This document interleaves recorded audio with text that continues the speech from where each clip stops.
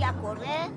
Y ahí mismo no fue cuento, sino que usted sentía la tierra como que se estaba desprendiendo de lo que había abajo. Ahí se acabó la granación de maíz, se acabó todo y a correr.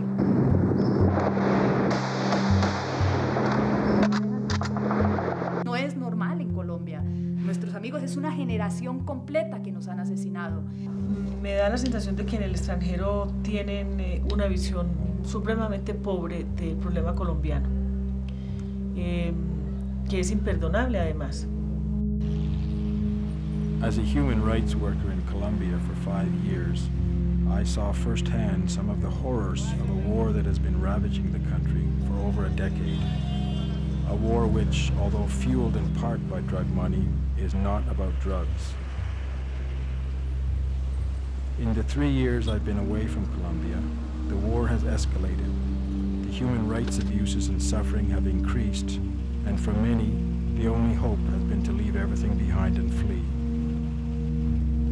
It is a human tragedy of immense proportion, and yet, with few exceptions, one that continues to be ignored by most of the world. Recently, I returned to Colombia to record some of the stories of the people most affected by this brutal yet forgotten war.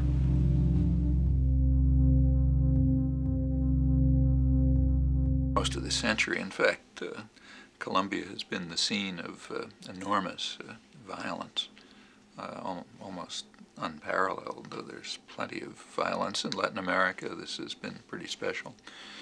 In recent years, Colombia has been by far the worst human rights violator in the hemisphere in the 90s. The people who are being killed are mostly peasant, poor peasant. And from the point of view of elite media, their lives are not important. What's important about Colombia is what the government tells you is important, namely drugs. Un país que está tan estigmatizado por el narcotráfico debería merecer la atención mundial con mucha mayor profundidad, con mucha mayor responsabilidad.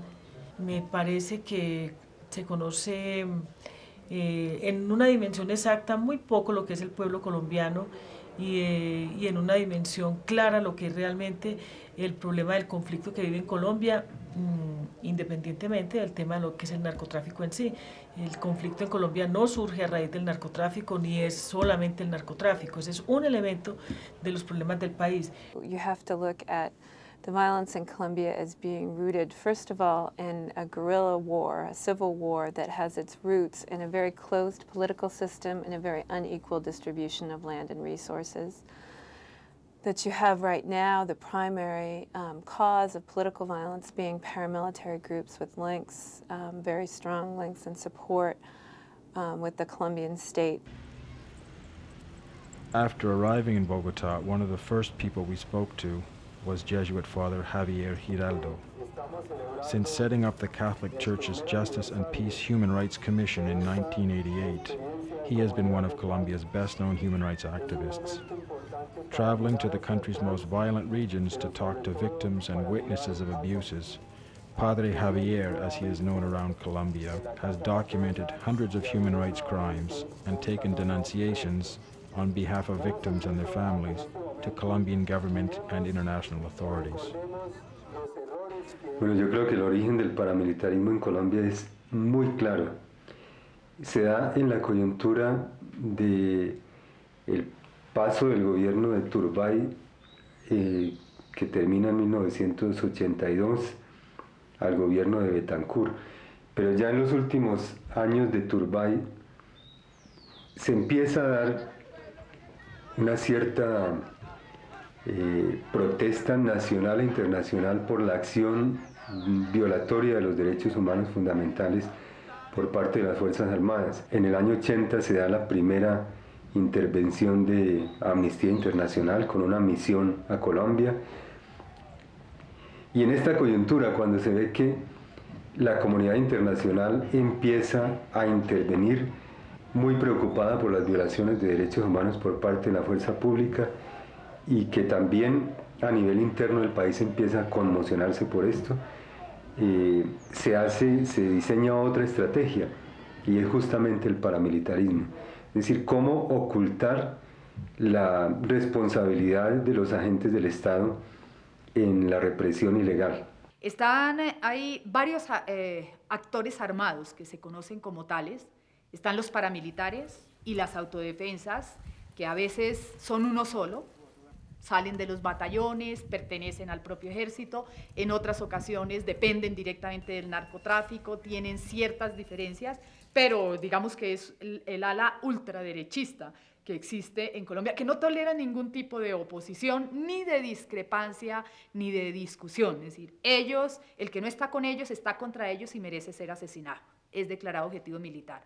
Por otro lado están las guerrillas, que nacen desde el año 48, cuando el periodo que se conoce en Colombia como la violencia, en donde hubo una confrontación entre campesinos, básicamente liberales y conservadores, nace la guerrilla por el gran descontento y porque la única forma que le han dado de salida a todos los problemas en Colombia ha sido a través de la represión. Entonces está la guerrilla, los paramilitares, el ejército, que trabaja de manera conjunta con el paramilitarismo, permanentemente entregan o combaten con los paramilitares a la guerrilla o a la población civil indiscriminadamente. Few people in Colombia have been as outspoken in denouncing the alliances the Colombian army has forged with paramilitary death squads as has Senator Córdoba. En muchos sectores donde han habido masacres, donde han habido matanzas, donde han habido desplazamientos, lo que la población identifica claramente, y lo digo como presidenta de la Comisión de Derechos Humanos, es que mucho antes han llegado los militares sobre todo y han amenazado a la población, o la población nos pone en conocimiento, las comunidades, de que va a haber una masacre, de que va a haber una incursión, y se pone inmediatamente en conocimiento de las fuerzas militares y no hay ninguna posibilidad ni de proteger a la gente, ni de prever que no ocurra la masacre, pero lo que es más grave, la gente expresa que antes de que esto ocurriera habían estado los militares, e inclusive se habla de patrullajes conjuntos entre militares y paramilitares, y de prendas de uso privativo del ejército en manos de los grupos paramilitares. Yo ratifico que no quiero decir con esto que me parezca bien lo que hace la guerrilla, no, pero lo que me parece es muy grave que el Estado propicie, anime, oculte e inclusive participe en un sector supuestamente con el afán de combatir a la guerrilla o con el afán inclusive de atemorizar y desplazar a grandes sectores de la población. El problema paramilitar en Colombia es muy grave, ocultarlo es un error supremamente grave y yo creo que lo más importante que se tiene que hacer es no solamente denunciarlo, denunciar a quienes de la fuerza pública participan en esto, porque lo fundamental es apostarle a unas instituciones como las Fuerzas Armadas que le garanticen a la gente realmente que pueden vivir con tranquilidad y con seguridad. Having been told of a recent massacre in northern Colombia, we traveled to Tierra Alta, a small town in Córdoba province.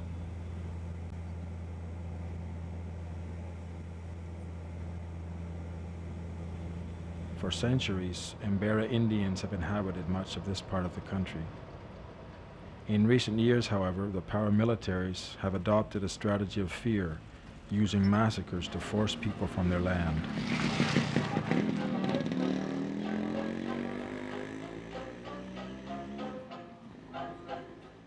We accompanied a United Nations mission up the Rio Verde to the village of Saiza, where the massacre took place.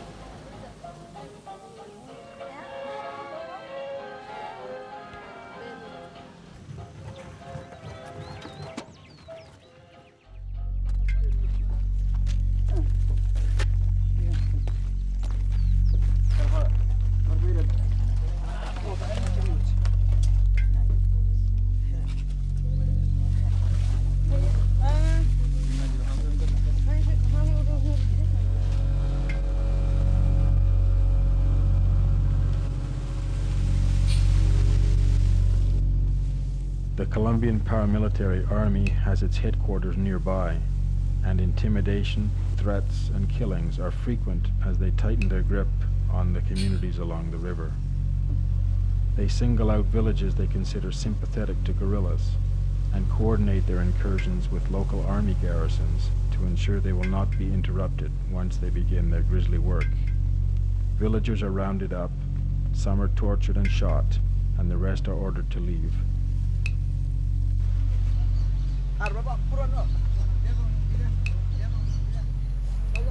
On entering Saiza, we were met by members of a Colombian army patrol who arrived after the paramilitaries had left the town.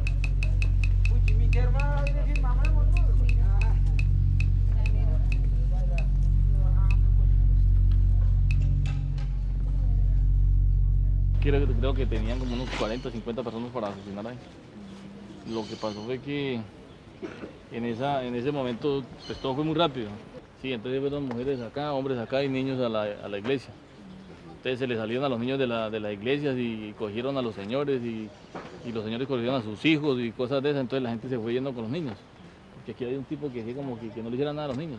Entonces la gente se fue con los niños y los 8 que quedaron aquí, que pensaron que pronto no le iban a hacer nada porque no sabían realmente qué iba a pasar.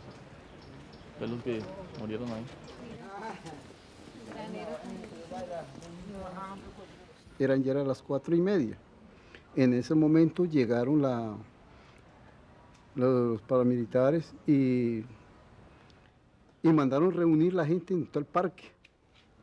Y tu verdad reunieron la gente y todos reunidos cuando ya entonces parte ya fueron sacando, mejor dicho por la lista, fueron sacando y sacando, que dijeron que se retiraran un poco. Entonces ahí sí se lo pusieron ráfaga a la gente que estaban ahí, que lo tenía y que lo habían sacado ellos.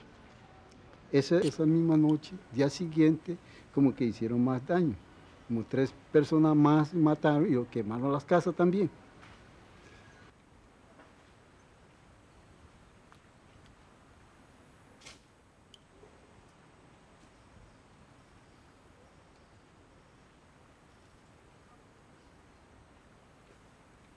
Amanecí yo con Médicos Sin Frontera y entonces después como medianoche corrí hacia el pueblo y llegar al pueblo entonces yo lo vi que estaba solo, que estaba,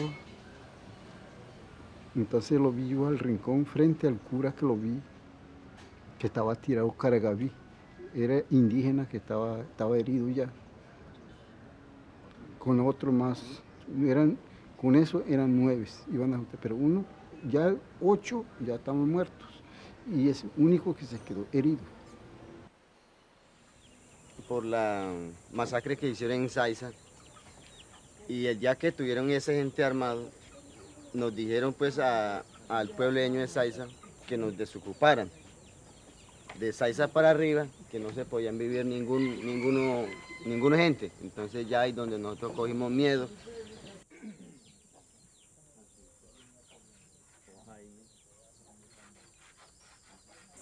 Massacres and fear are not the only elements in this land-clearing strategy.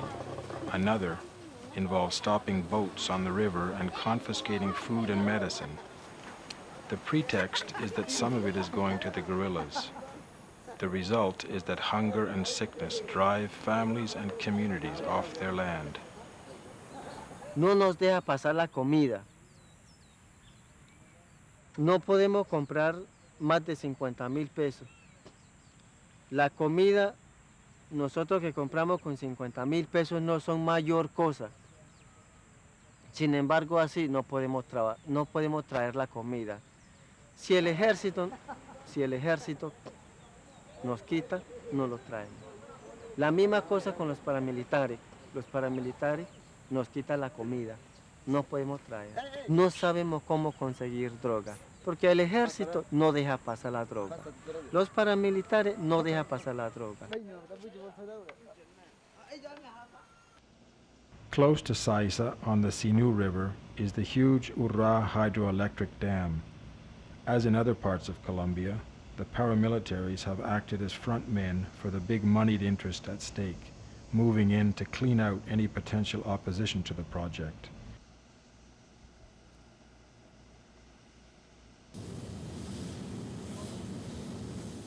One factor has been large-scale economic investment that have made lands dramatically escalate in value and be seen as strategically important for the development of Colombia. Many times these areas become a focus for paramilitary violence as they're trying to push peasants off this land for land speculation and to ensure that this land is going to be maintained under the control of certain individuals.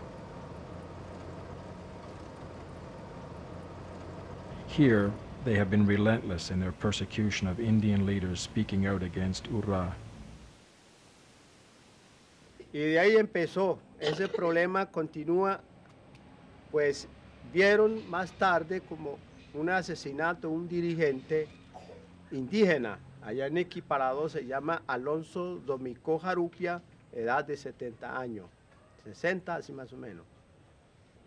Más tarde empezaron también extraviaron por lo menos un motorista indígena, su propia cuenta que manejaba, también le quitaron la vida por está manejado motor. Y también quemaron los motores y amenazaron ahí. Mancale chonta kirude. Urraba antes de ir a barrier numa como Nehombudi kinanka. Ababa, ji aldre pede kuta, ji aldre da idrua kare pede balita. Barrier da pe kota numa. Mambe tai mama sama unya bine kapatate. La vida de nosotros indígenas no es de vivir a través del arma, sino nosotros bregamos lo más que podamos producir la tierra para los hijos. Antes de levantar de represa URRA, ellos vivían mejor que hoy. Antes de construcción tenía suficiente abundancia de pescado y sin ninguna destrucción de ambiente. El ambiente de ellos es como si fuera sus madres, porque convive con naturaleza. Entonces, ahora cuando llegó URRA, ya empezó a hacer una obra. Se desvió el río. Por desviarse, ya se acabó su vianda de pescado y ahora tienen hambre. En el momento también estamos viendo de que nosotros no tenemos pescado. ¿Qué vamos a comer nosotros? La URRA, la vía el pescado ya lo tapó. No hay. La URRA,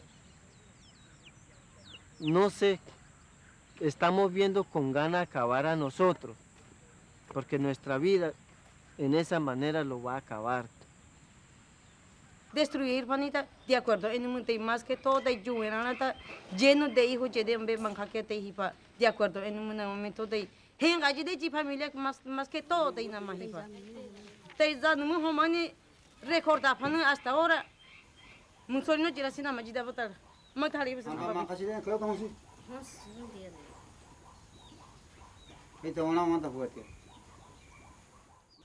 Entonces, toda esa zona, para poder desarrollar e impulsar estos proyectos, vías carreteables, vías férreas, vías aéreas, el canal interoceánico, el oleoducto transandino, el canal seco, etcétera, se necesita sacar la gente porque las ganancias de ahí van a ser millonarias.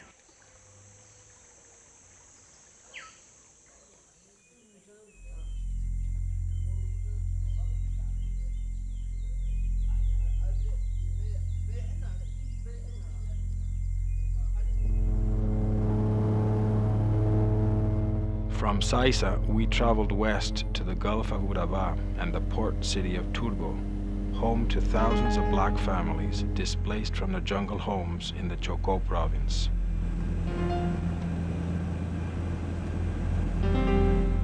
I have been here for 2 years, and I came directly to work with this group of displaced. Before I was working in Australia with refugees, and also I had an experience of 1 year in Africa. So being from Colombia, being my own people suffering this kind of situation that I was so aware with other countries, I decided to come.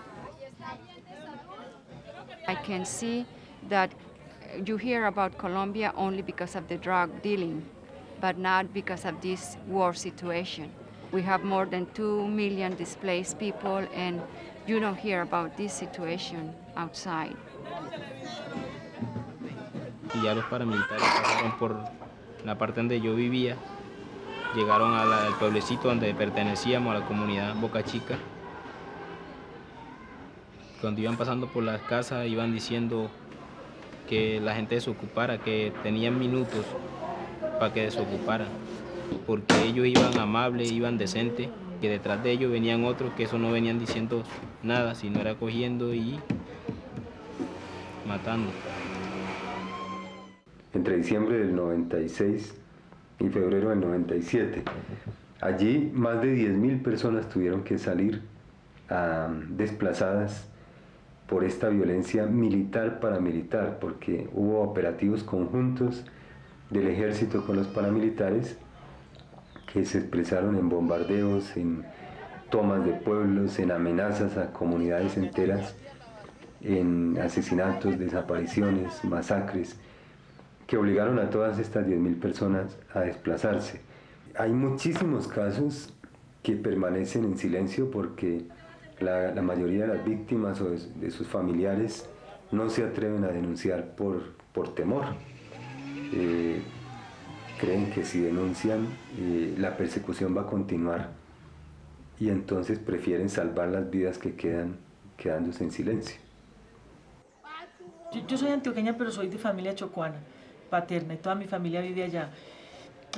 Tradicionalmente yo creo que ha sido de los hombres y las mujeres colombianas el más pacífico, el más tranquilo, el más involucrado con la naturaleza, con el entorno que lo rodea. Ha sido brutalmente arrancado de su región, yo diría de la manera más inhumana, sobre todo con una cosa bien grave, la indiferencia del país. Entre otras razones, creo que por ser negros. Lo mismo que ha ocurrido con los indígenas chocuanos. Y desafortunadamente esta gente ha estado muy sola en todo este proceso de desarraigo, donde se han ido apropiando y aprovechando prácticamente todas las tierras y de toda la región en general. Y más le pusieron plazo a uno que tenía que salirse de 8 a 8 días o cada 15 días, o de 8 a 15 días, si no, pues acababan con todo uno. Entonces, antes, ¿qué hacía? Tenía que huir de uno sin saber por qué iba a huir. Bregando, uno se metió como sus 8 días bajando esos caminos, cayendo y levantando, los que no podían caminar, que se caían, se paraban y va para abajo. Inclusive cuando veníamos bajando, llegamos ahí al punto de la loma, porque se tomaron eso ahí, ¿no? Y de que llegamos ahí, porque decían, no, que todo el que era tenía que mostrar papeles.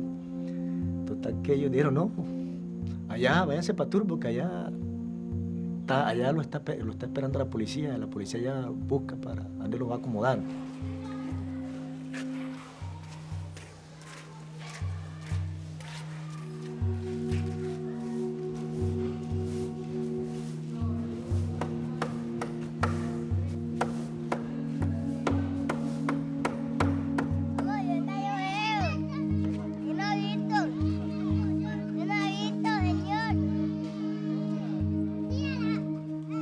Esa es la política de los gobiernos ahora de turno, que todo campesino que está en el campo y donde trafica la guerrilla, pues ya somos aliados a la guerrilla, ¿no? Las masacres son a gente desarmada.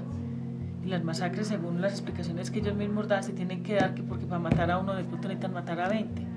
O sea, es la irregularidad del conflicto en este momento. Y ellos sí matan gente desarmada, población inerme, eso es claro.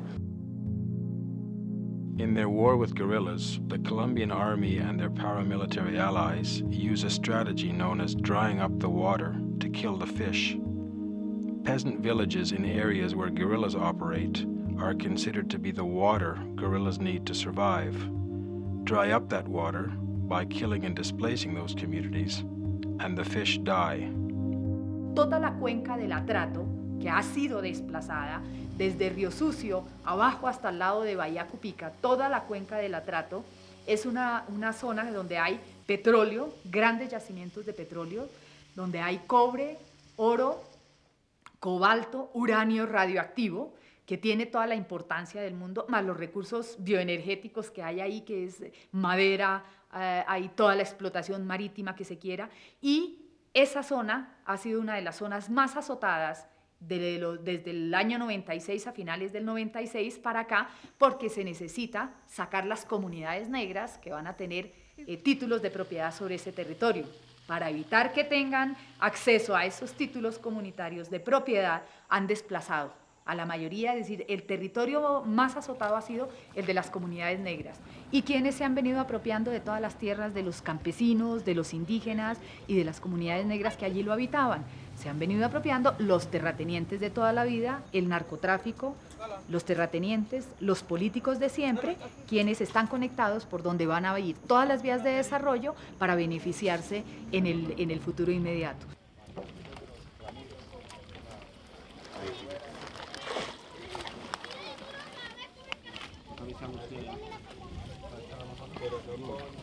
El ejército colombiano ha sido cuestionado internacionalmente por la violación sistemática a los derechos humanos. Sin embargo, dentro del mismo ejército, digamos que hay dos tendencias. Hay unos que, defendiendo la institución, han estado enfrentados a esa posición de complicidad con el paramilitarismo, no están de acuerdo y por lo menos han tratado de confrontarlos, de combatirlos, de perseguirlos. Sin embargo, esto no es tolerado dentro de las altas jerarquías de la oficialidad del ejército y cuando esto sucede, inmediatamente han sido aislados, les cuesta el puesto o les cuesta su propia carrera. Caso del coronel Velázquez, quien tuvo que vivir en carne propia lo que era la incursión paramilitar en la región del Urabá antioqueño. Llego a Urabá en junio del 95 y coincide esa llegada mía con algo que vine a saber después, y es que Carlos Castaño y sus paramilitares había decidido entrar de lleno al área integrada por Turbo, Apartadó, Carepa y Chigorodó. Su entrada la hizo con una primera masacre en agosto en el Aracatazo, en Chigorodó. El ejército, para mí, no ha profundizado suficientemente en el problema, y bien porque no ha profundizado, y entonces no se da cuenta de lo que pasa por el frente, o porque hay algunos elementos corruptos, por una de las dos razones o por ambas combinadas, entonces sigue con su actitud de que lo principal es dar de baja guerrilla o neutralizar la guerrilla, y mientras tanto los otros están haciendo lo que quieren muchas veces. We've seen again and again, both in the Urabá regions and in many other regions, that paramilitary gunmen will travel by truck on roads that are controlled by the military. They will travel through military checkpoints. They will enter into towns that have police stations. They have army barracks. In many cases, for towns on rivers, they'll have Navy presence as well. They'll go into the center of town. They'll often with list in hand, they will call out usually men, but women as well, from their houses, and they will kill them in front of their neighbors and their friends, many times their family, often using very brutal torture and dismemberment to leave the rest of the community completely terrorized.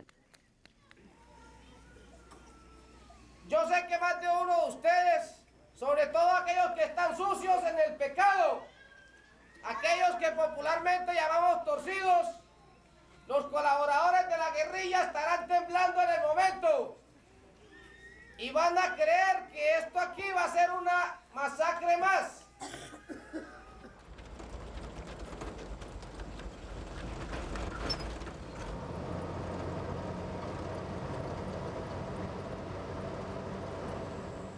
Perhaps nowhere in this region is the complicity of the army and police with the paramilitaries more evident or the brutality of their actions more shocking than in the town of Debeba. In November 1997, paramilitary soldiers swept through 3 hamlets in the mountains above the town, killing, burning small farms, and sending peasants fleeing down to Debeba.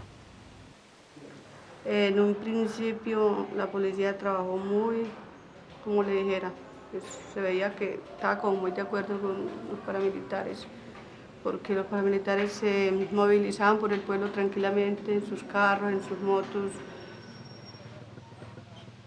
En un inicio, en el 96, entró el grupo de los paramilitares con un gran dominio sobre la zona, el pueblo y la parte rural. Manejaba la población como quería, hacía retenes frecuentes con el fin de racionar los mercados, también con el fin de dar cumplimiento a una lista que ellos tenían de personas que según ellos estaban involucrados con la guerrilla. En un inicio se encontraban los cadáveres en los caminos, en las carreteras, en las calles. Siguieron graneando. Día 1, día 2, día 3, todos los días los cogían en la calle, les daban con un palo aquí para no hacerles mucha fuerza para montarlos a la camioneta.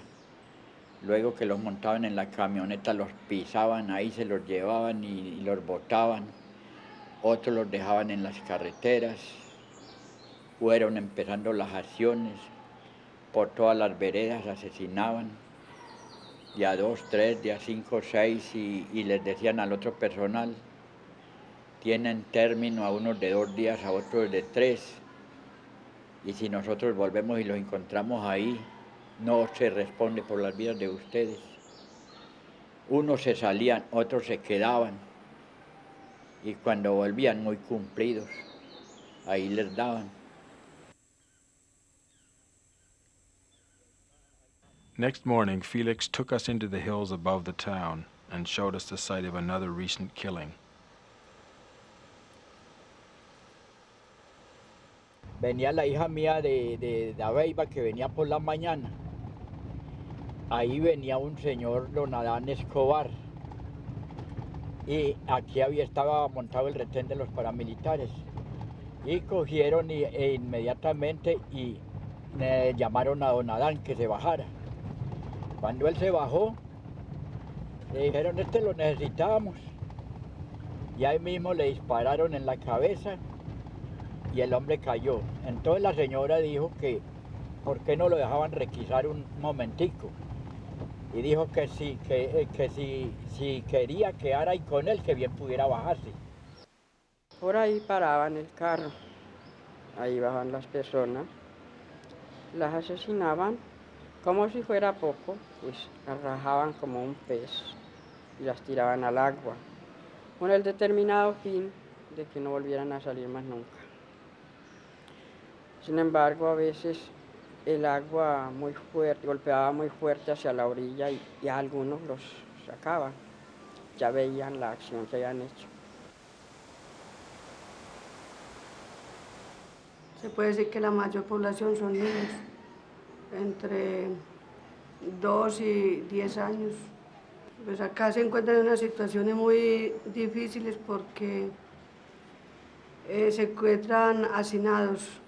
Un albergue es un espacio muy reducido para tantas personas, realizar todas sus actividades diarias y con frecuencia se enferman bastante, sobre todo los niños.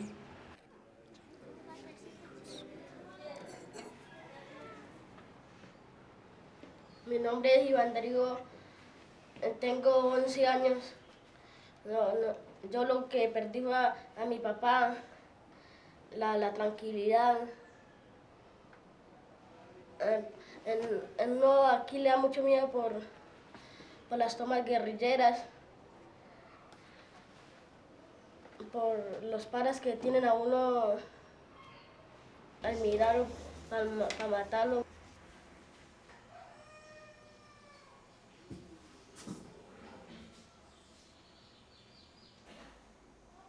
Yo sé que aquí te dando balas, pero te dando balas los carros. Bueno, este significa como cuando estaban los helicópteros por allá, como tirando balas de por allá, borbandeando, ¿sabes? Borbandeando, ¿no? Mire, este significa que le estaban tirando balas a la casa. Y este que estaba también tirando herida. Ese es el significado de ese Y aquel que allí significa que nos estaban quemando las casas. Ah, ¿cuál? Significa que nos estaban quemando las casas y toda la gente salió corriendo. Ah, sí, este, mire.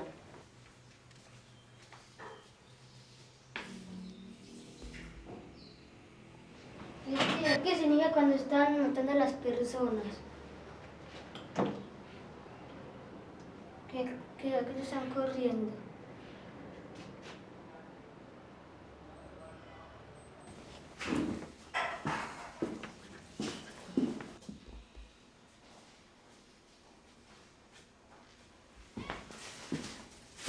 Y mientras eso el pueblo se desangraba y murió mucha gente. Pues es sin contadero el número. En un tiempo se contó hasta 1000, pero eso pasó de 2000 o más víctimas. Ya lo último la gente ni volvió a llevar un censo de las víctimas que se estaban dando en este pueblo.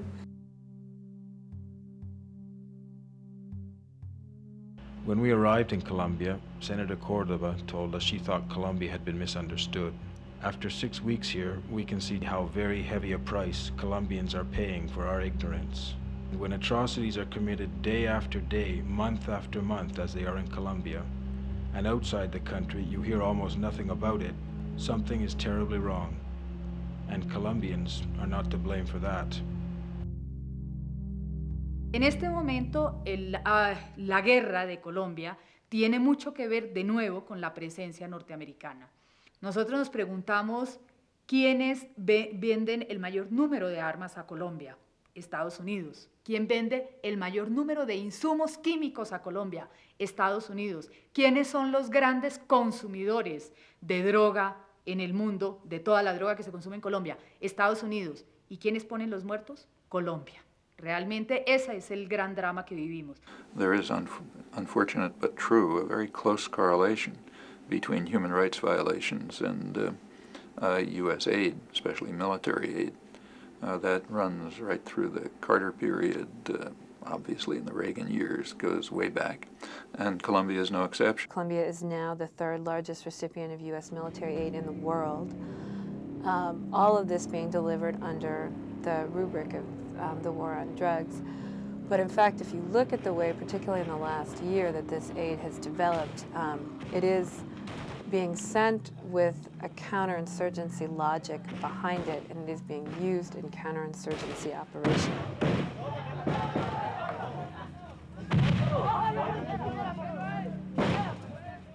Sure, the State Department, the U.S. government recognizes that the paramilitaries and the military are the main source of atrocities and also of narco-trafficking, because they're closely linked to big landowners and narco-traffickers. But they are basically, not only are they essentially immune from attack, but they're the ones who are getting support and getting the arms. Well, that tells you right off that the policies are not what they're described as. The policies are the same kinds of policies that led to the murder of the 6 Jesuit intellectuals and tens of thousands of peasants in El Salvador. And I think what you've seen in recent months is a lot of the more prominent human rights people leaving the country, a lot of them seeking government protection, which generally doesn't do them much good, and a huge effort to silence, especially the internal human rights community.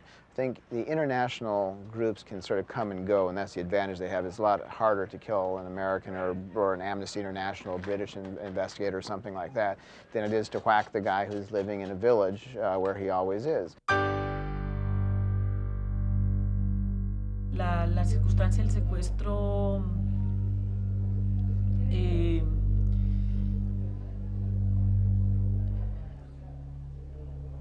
es una situación muy difícil, muy dolorosa realmente, muy humillante, muy indigna.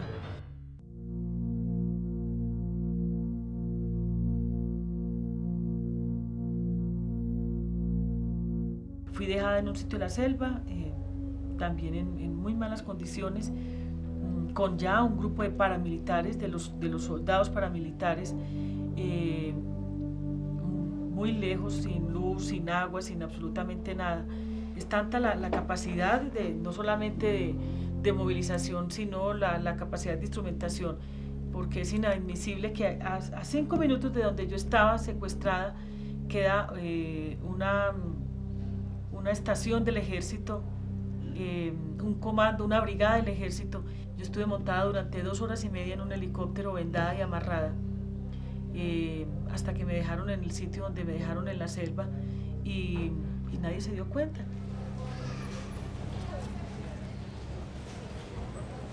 Las denuncias frente a las masacres que había hecho, las audiencias públicas en las regiones más conflictivas del país y la denuncia permanente de la alianza de militares con los paramilitares me mereció el secuestro. Yo diría que gracias a la presión internacional de países amigos como Canadá, como Estados Unidos, como los países suramericanos, centroamericanos y en general todo el mundo, por el trabajo con derechos humanos, fue que logré realmente salir viva de... There's been a huge downturn situation for the human rights groups and journalists. I think the other people you see getting killed regularly and with impunity are journalists in local radio stations, local newspapers, out from the big centers where it would cause a scandal to kill them. And it's the same with human rights workers. It's the people who go out in the field and investigate, who have to live with the consequence of those investigations, that get killed. And I think the phenomenon seems to me that the FARC tends to kidnap people, negotiate, sort of castigate them, but usually eventually lets them go, whereas the paramilitaries torture them, slit their throats, and leave them by the side of the road. En Colombia no se puede decir que nos hemos acostumbrado a vivir entre la muerte, pero sí sabemos que nuestras vidas permanentemente están bajo presión, bajo mucho riesgo. Dictar una charla públicamente en donde hable de lo que acabo de hablar, inmediatamente piensa ser perseguido. Mi familia vive constantemente con miedo. Mis hijas son 3 hijas adolescentes que están con mucho susto que le pueda pasar a su mamá en cualquier momento. Pienso que para mis hijas es muy duro eso, tener que criarse con la zozobra, con la angustia de oírme todos los días: mataron a fulano, que era amigo mío, mataron a este otro, que también era amigo mío. He enterrado tantos hombres y mujeres valiosas que dice uno, no es justo que nosotros tengamos que vernos de entierro en entierro, o de secuestro, o de exiliados. Cada vez es tan la cantidad de personas tan valiosas que la única manera de seguir uno peleando por este país es viviendo por fuera, y es injusto. Yo peleo por el derecho a vivir aquí en Colombia y desgraciadamente sé que tengo que enfrentar eso con el riesgo de que sea asesinada igualmente.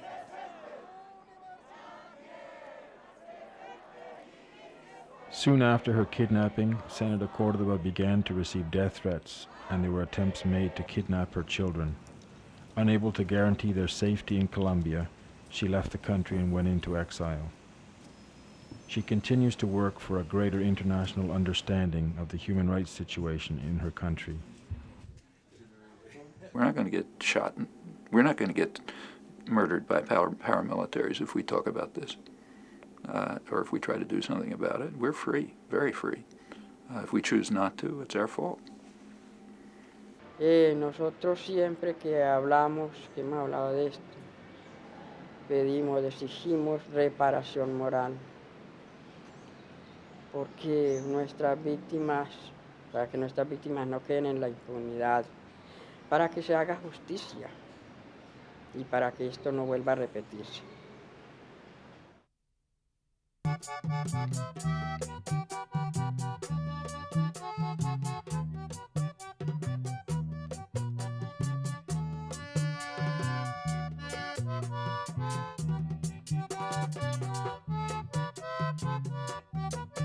Le vengo a contar la historia de nuestro desplazamiento, cómo fue que sucedió estando allá en el Chocó. Este es un caso muy duro para que el mundo lo sepa.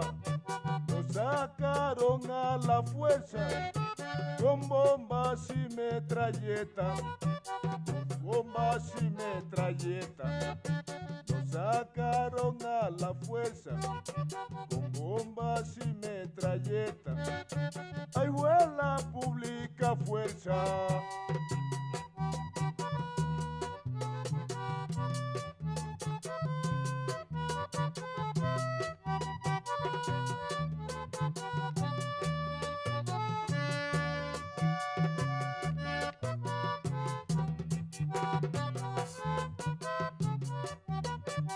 24 de febrero del año 97, un lunes de mañanita, estando allá en Montañita, la gente se levantaba para su tarea cotidiana, cuando de pronto escuchamos unos grandísimos ruidos de los pájaros metales que venían a su destino, que venían a su destino a sacar el campesino.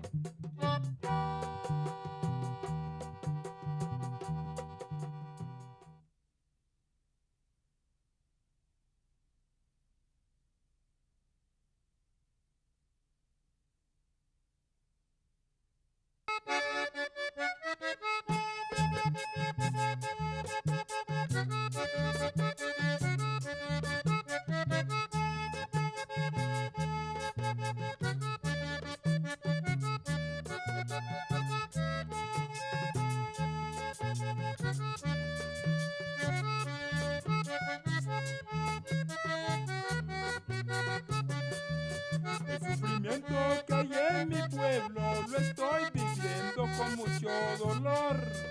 El sufrimiento que hay en mi pueblo lo estoy viviendo con mucho dolor. Lo digo porque esta situación no la había vivido en nuestra región. Lo digo porque esta situación me tiene muy triste con mucho dolor.